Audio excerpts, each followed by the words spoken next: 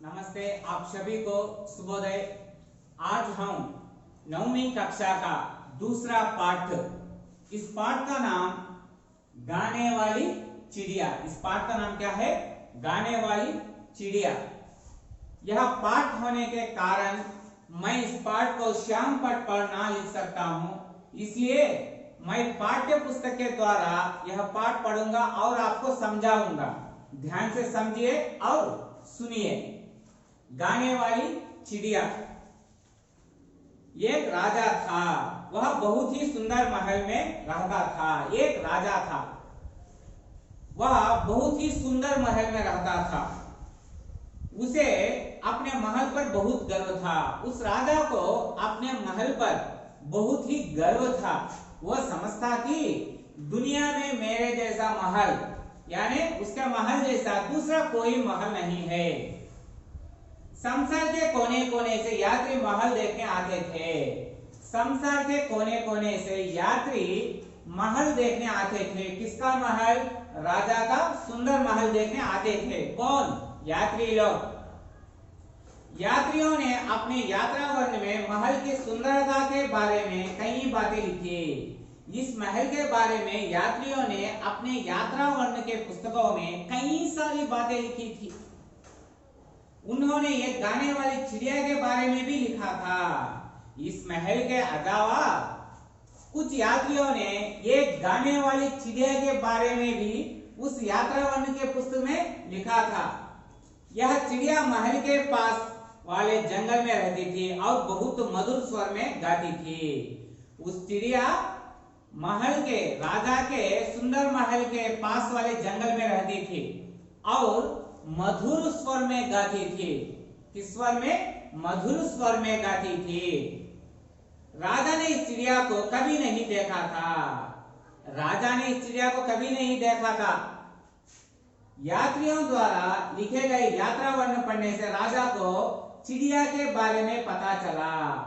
पहले राजा को इस चिड़िया के बारे में कुछ ना मालूम था, लेकिन यात्रियों के यात्रा वर्णन पुस्तक पढ़ने पर चिड़िया के बारे में राजा को पता चला कि ये चिड़िया उसी के महल के पास वाले जंगल में रहती और वह बहुत मधुर स्वर में गाती। राजा ने उस चिड़िया को देखना चाहा। राजा ने तुरंत उस चिड़िया को देखना चाहा, इसलिए अपने सेवकों को बुलाकर कहा। इसलिए राजा ने तुरंत अपने सेवकों को आज्ञा दी कि तुम लोगों ने कभी मुझे गाने वाली चिड़िया के विषय में नहीं बताया। सैनिकों को बुलाकर इस तरह राजा कहने लगे कि तुम लोगों ने मुझे गाने वाली चिड़िया के बारे में कभी नहीं बताया। जंगल से उस चिड़िया को पकड़ लाओ, मैं उसका गाना सुनना चाहता हूँ। आप तुरंत जाओ और उस गाने वाली चिड़िया को पकड़ लाओ कि मैं उस चिड़िया का मधुर स्वर गाना सुनना चाहता हूँ। राजा की सेवकों ने भी उस चिड़िया को कभी नहीं देखा था। राजा ही नहीं बल्कि राजसभा में रहने वाले राज सैनिक भी उस गाने वाली चिड़िया को कभी नहीं देखा था और ना ही पूरे दरबार में कोई उस विषय के बारे में कुछ जानता था। सैनिक ही नहीं बल्कि राज दरबार में रहने वाले अधिकारी, मंत्री, कोई लोग उस चिड़िया के बारे में ना जानते थे। चिड़िया को ढूंढने सैनिक जंगल में गए। चिड़िया राजा आज्ञा पाने पर कुछ सैनिक उस चिड़िया को ढूंढने और पकड़ लाने के लिए कुछ सैनिक जंगल में निकल पड़े। ढूंढते ढूंढते उन्हें एक लड़की मिली। वह उस चिड़िया के लिए जंगल में ढूंढते ही रहे। बहुत समय गुजर गया लेकिन चिड़िया नहीं मिली, मगर रास्ते में उनको एक छोटी सी लड़की नजर आई। किनको? सैनिकों को, जिसने चिड़िया को गाते हुए देखा था। उस लड़की ने चिड़िया को गाते हुए देखा था। गाने वाली चिड़िया का नाम लेते ही वह बोली। सैनिकों ने उस लड़की से पूछा, क्यों लड़की, तुम गाने वाली चिड़िया को देखा? तुम बता सकती हो वह चिड़िया कहाँ रहती है? इस बात को सुनकर उस लड़की ने कहा, हाँ हाँ मैं जानती हूँ, हाँ हाँ मुझे पता है, मैं जानती हूँ। उस गाने वाली चिड़िया को वह कितना मधुर स्वर में गाती है। उस लड़की ने तुरंत उत्तर दिया, ओहो, वो चिड़िया कितने मधुर स्वर में गाती है। जब मैं यहाँ से काम समाप्त करके संध्या समय घर लौटती हूँ तो वह मुझे रास्ते भर अपना मीठा मीठा गाना सुनाती है। उस लड़की ने जवाब दिया कि जब मैं काम समाप्त कर अपने घर को लौटती हूँ तो रास्ते भर उस चिड़िया मुझे मीठे मीठे गाने अपने मधुर स्वर से सुनाती है। इससे मेरी सारी थकान दूर हो जाती है। उस गाने वाले चिड़िया का मधुर स्वर से मीठे मीठे गाने सुनने पर मेरा सारा दिन का थकान दूर हो जाता है। इतना मधुर स्वर में उस चिड़िया गाती है, कहकर सैनिकों से किसने कहा? लड़की ने कहा। सैनिकों के अनुरोध पर लड़की ने चिड़िया को आवाज दी।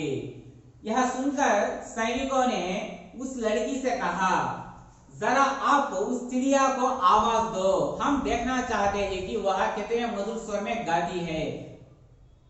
मेरी छोटी सुंदर चिड़िया, हमारे राजा तुम्हारा मधुर संगीत सुनना चाहते हैं।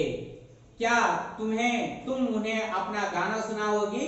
तुरंत उस लड़की ने जोर से आवाज देकर इस तरह कहा, क्या कि वो मेरी छोटी सुंदर चिड़िया, वो मेरी छोटी सुंदर चिड़िया, हमारे राजा तुम्हारा मधुर स्वर गाना सुनना चाहते हैं। क्या तुम हमारे राजा को तुम्हारा मधुर स्वर गाना सुनाओगी? लड़की की बातें सुनकर चिड़िया बोली, मेरा संगीत तो इन हरे भरे जंगलों खेतों में अच्छा लगता है। इस लड़की के आवाज सुनते ही आकाश में उड़ने वाली वह चिड़िया नीचे आई और लड़की से कही, मेरा संगीत तो इन हरे भरे जंगलों में खेतों में अच्छा लगता है, फिर भी मैं राजा को अपना गाना अवश्य सुनाऊंगी। उस लड़की से चिड़िया ने कहा, मेरा यह संगीत, मेरा यह मधुर स्वर गाना जंगलों और खेतों में मधुर लगता है, ना कि महलों में नहीं। लेकिन तुम अनुरोध करने पर मैं राजा को अपना गाना सुनाने आऊंगी। अगले दिन दरबार लगा हुआ था। अगले दिन सब चिड़िया के इंतजार में, दरबार में सभी लोग चिड़िया के इंतजार कर रहे थे, लड़की सहित। लड़की भी वहां मौजूद थी। तभी उड़ती हुई चिड़िया वहां आई और अपनी मधुर आवाज से, तभी सब लोग चिड़िया के लिए इंतजार में थे। तभी वह चिड़िया उड़ती हुई उस सभा में आई और अपनी मधुर आवाज में गाने लगी उसका गाना सुनकर सभी मुग्ध हो गए। उसका गाना इस तरह था, इतना मधुर था कि दरबार में रहने वाले सभी लोग मुग्ध हो गए। राजा की आंखों में तो खुशी के आंसू आ गए। इस चिड़िया का गाना इतना मधुर था कि सभा में रहने वाले मुग्ध हो गए और राजा की आंखों में खुशी के आंसू आए। वे बोले, प्यारी चिड़िया।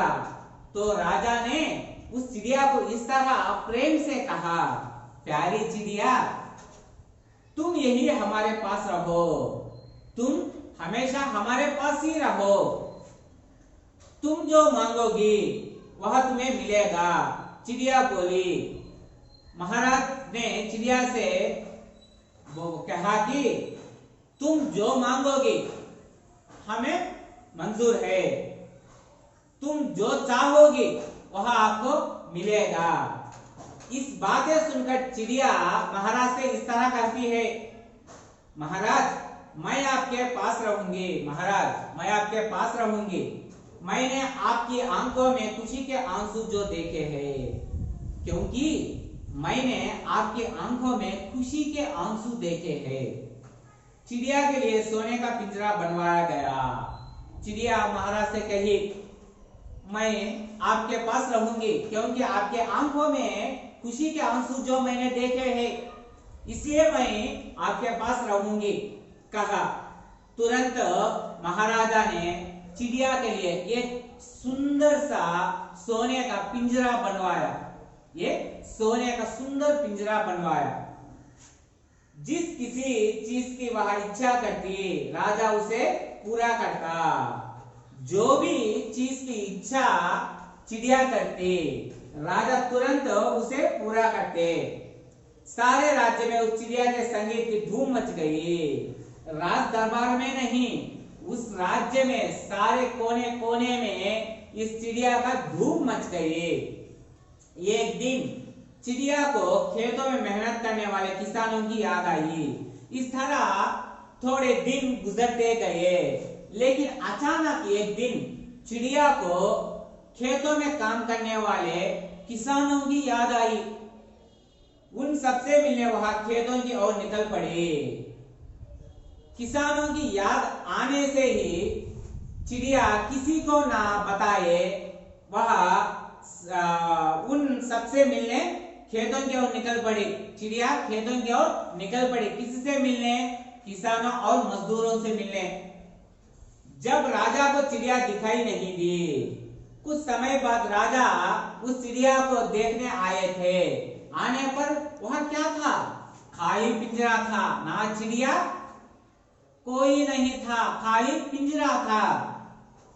तो वह दुखी हुआ और अस्वस्थ हो गया।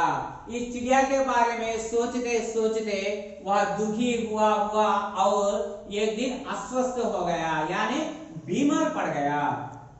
सारी प्रजा राजा की अस्वस्थता के बारे में चिंतित थी। सभी सोचने लगे कि राजा को कैसे बचा ले। सारी प्रजा चिंतित थी क्योंकि राजा अस्वस्थता में पड़ गए थे। यह राजा किस तरह अच्छे रहेंगे, यही सोचकर सारी प्रजा चिंतित थी। राजा को कैसे बचा लें? एक दिन राजा ने कमजोर आवाज में कहा। इस तरह वह अवस्थित में पड़कर रहे थे। एक दिन राजा ने कमजोर आवाज में धीरे धीरे से कहा, संगीत संगीत, चिड़िया का गाना सुनाओ मुझे, संगीत संगीत। इसी तरह राजा धीरे धीरे आवाज से कहने लगे। सभी दरबारी सोचने लगे कि चिड़िया को कैसे बुलाए। सभी दरबारी लोग सोचने लगे अब चिड़िया कहाँ है, चिड़िया को राजा की हालत कैसे बताएं और चिड़िया को राज दरबार आने के लिए किस तरह कहें, क्योंकि चिड़िया कहाँ है कि उनको कुछ नहीं पता। तभी उन्हें मधुर संगीत सुनाई दी। तभी उस दरबार में मधुर संगीत सुनाई। वे सब आवाज की ओर देखने लगे। राज दरबार में कितने भी सभाएं है, वह सब उस संगीत की ओर देखने लगे। चिड़िया अपनी मधुर आवाज में गा रही थी। वे देखने पर चिड़िया अपने मधुर आवाज में गा रही थी और आ रही थी। यह देखते ही सबकी जान में जान आ गई। चिड़िया को देखते ही सबके जान में जान, यानी खुशी से वे खुशी से झूम उठने लगे, क्योंकि राजा यहाँ बीमार पड़े थे। किस लिए? चिड़िया का संगीत सुनने के लिए। अब चिड़िया ही आ गई तो अब क्या राजा अच्छे हो जाएंगे कहकर सभा में लोग झूम उठने लगे, खुशी से होने लगे। किसानों के द्वारा चिड़िया ने राजा की अस्वस्थता के बारे में सुन लिया था। सब कुछ लोग हैरान थे। इस बात का जानकारी चिड़िया को किसने दिया?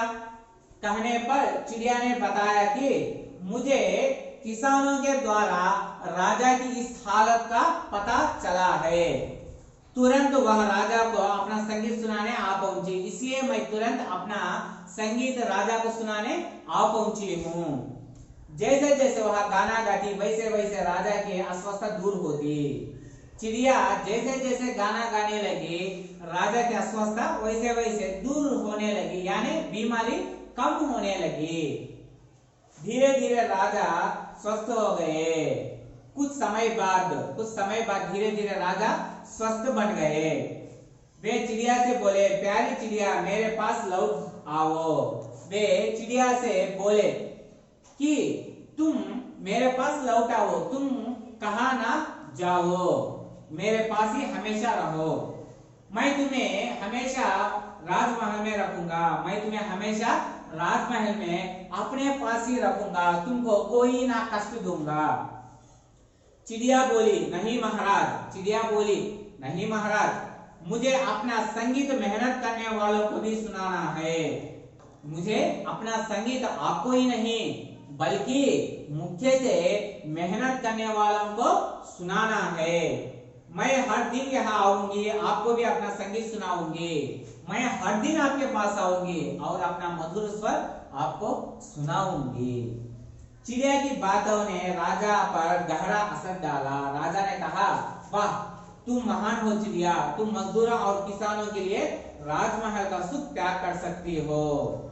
चिड़िया की इस बात सुनकर राजा को एहसास हुआ कि केवल एक चिड़िया किसानों के लिए इतना सारा राजमहल का सुख छोड़ रही है, केवल किसानों के लिए राजमहल का सुख छोड़ रही है। मैं कुछ ना कर सका किसानों के लिए, यह कहकर उदास होने लगे। तभी चिड़िया ने कहा कि क्यों नहीं महाराज, मजदूरों और किसानों के बारे में सोचना और उनकी सहायता करना हमारा कर्तव्य है, क्योंकि वे हमारे सुखदाता और अन्नदाता है।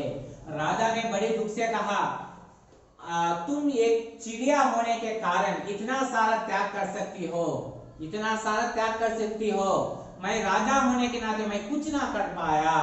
कहने पर चिड़िया ने बोला, ना महाराज, किसानों के लिए सोचना और किसानों की सहायता करना हमारा कर्तव्य है, क्योंकि वे हमारे अन्नदाता और सुखदाता है। इस तरह चिड़िया ने राजा को समझाया। इस कहानी का नीति क्या है? इस कहानी का नीति क्या है कि किसानों और मजदूरों का स्थान समाज में हमेशा ऊंचा ही श्रेष्ठ स्थान है। धन्यवाद। मैं अगली कक्षा में अगला पाठ पढ़ाऊंगा। इस पाठ पर आपको कोई संदेह हो तो मुझे बताइएगा। धन्यवाद।